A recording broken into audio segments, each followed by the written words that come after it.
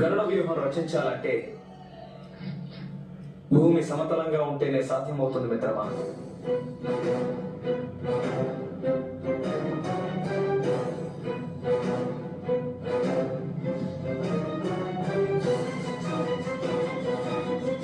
ఒకవేళ శత్రు సైన్యం పర్వతాల నుండి రాళ్ల వర్షం కురిపిస్తే సైనికులు తమ డాలు క్రిందే ఉండి నలిగిపోతారు. మీరు రచిస్తున్న ఈ వ్యూహాలన్నీ మీ సైన్యాన్ని విధ్వంసం చేసుకునేందుకు మీరు వేసుకునే మార్గాలే. యుద్ధానికి పూర్వం పరాజయం గురించి మాట్లాడి మీరు మీ దౌర్బల్యాన్ని ప్రదర్శిస్తున్నారు గాంధార రాజా. గడిచిన 10 సంవత్సరాలలో నేను 4 విజయయాత్రలు చేశాను.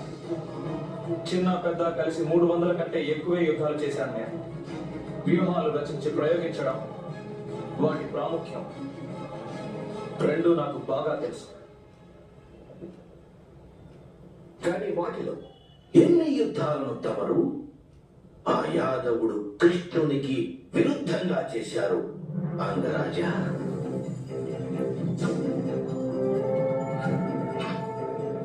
ఇసుక ఎడారి అది ఎంతగా విస్తరించుకున్నా, వనాలు కావాలని ఎన్ని చెట్లను పుట్టించినా, నది కోరుకుని ఎంత వేగంగా పరుగులు తీసినా, సముద్ర తటం మీద అవన్నీ ఆగిపోక తప్పదు. ఆ మాయదారి కృష్ణుడు ఎంత భయంకరమైన మాయావో ఇది తమరు తెలుసుకోలేరు అంగరాజా. మామయ్య, ఆ యాదవుడు కృష్ణుడంటే మీకింత భయం ఎందుకు?